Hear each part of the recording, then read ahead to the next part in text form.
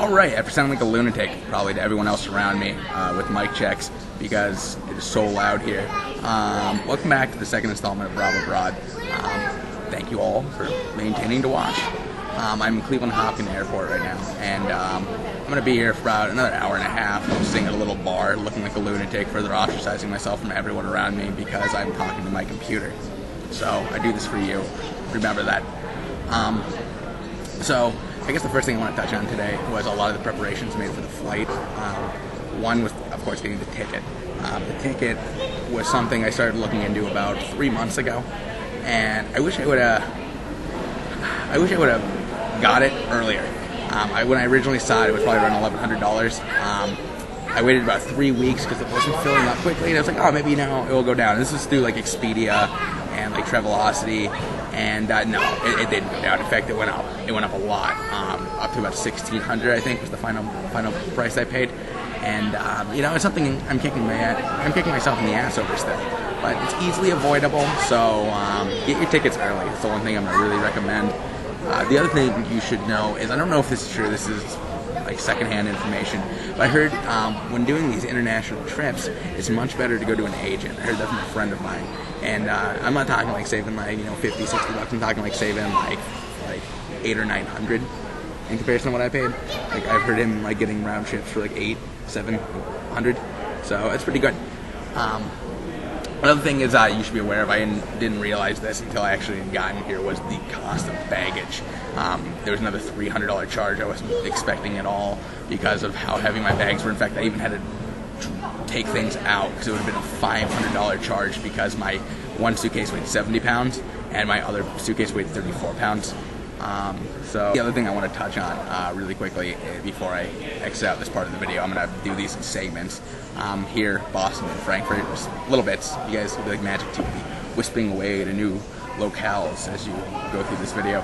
But was my experience with the TSA, it wasn't bad at all, I'm not going to lie. I saw it not go so well for others, but I didn't have to remove any of the metal from my body. I went into this full body machine that I'm sure scanned me and showed my penis to everyone on the other side, which is uncomfortable feeling, but I didn't get felt up or anything like that. It didn't go down. But really, it was quite painless and really quick in comparison to what I thought it was going to be. So, other than like that little invasion of privacy, little being the opportune word, but yeah, it's not that bad. So, I will see you all in Boston. And here we are in Boston. I'm currently sitting in my hotel room. It is the following morning of when I should be arriving in Dresden. So let me explain what happened. I got here last night on time, and in fact a little early, but by the time I was able to exit the plane, leave my terminal, catch a bus from Terminal B in the Boston airport to pass subsector B, port 1, 2, 3, all of these in C and D, and finally get to E, which is their international travels, I missed my flight. I had allotted myself 1 hour, or rather, Travelocity had allotted me 1 hour as a reasonable time to make all of these changes, and then also get to the Lufthansa terminal, pick up my new ticket, and then go through security again. I even informed security I was late. They let me through ahead of time. It was still just, it never happened. It couldn't happen. But, it wasn't that bad. I've always believed one should try to enjoy themselves with whatever they're doing. Oh, wow, I actually recognize a landmark looking out the window. Sorry. Yeah, I really enjoyed Boston. I had some fun last night. I tried to shoot this once. It went a little something like this. And I'm enjoying a fine drink. I'm going to get shit-faced like Ben Affleck. I love Boston. And now you understand why I'm reshooting the video. So I'm getting a phone call. I'm gonna end it here, and I guess I will see you guys in Frankfurt. So here I am in Munich. We made it. It happened. I'm in Germany. Thank God. Now I know last video I said I was going to Frankfurt, but of course that all changed, and here I am. Deal with it. I'm dealing with it, so you can deal with it. No, honestly, but it's great. I'm finally here. I'm settling in. I got another 2 hours for my next flight to Dresden. After that, I will be getting picked up, going to my campus, getting into my apartment, getting enrolled in all of that fun stuff, and then you'll probably not be getting a video out of me for a couple days. So let me touch on what I've dealt with. Boston International Airport was hell to deal with the first day. Wasn't so bad the second day. They really have their heads up their ass. So sorry, Boston, deal with it. I am not an endorser. But no, your drinks were great. I met a couple of really cool people. All in all, besides the actual like terminal setup, it was not a bad place. So I got my flight. It was an 8-hour flight from Boston here to Munich. And it wasn't bad, honestly. The seats were a little cramped in comparison to the American flights that I had been on.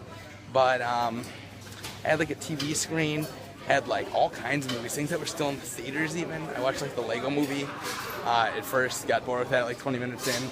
Then I ended up watching like Lost in Translation, playing like Game Boy, or DS, sorry, my age is showing, DS.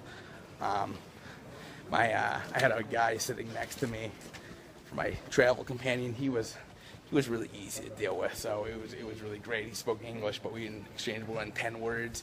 He didn't snore, he didn't touch elbows, and he didn't whine or spill anything on me, so it was just a good experience. So this, I guess, will be my last video for the next couple of days until I get resituated and moved in and all of that fun stuff. The Dresden International Airport is really cool.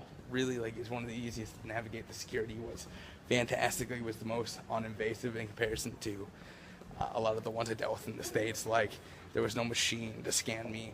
I was not filled up again. It was just all in all really nice, really quick. They did like the old school little like wand swipe, and you were well the hell on your way. So, good job, Germany, for keeping it simple and easy to get where you want to be. So I guess do that YouTube thing. Rate, comment, subscribe. I'm apparently one of those guys selling myself now on the internet for no reason. But I hope this was of some use to you. I will try to go back and recap on some things I really wanted to touch on, but come on, it's been like 3 days of this. I'm still wearing the same outfit. Like, I just want to shower and a shave and some sleep. So I will get you posted on the third installment. Let's have a good one.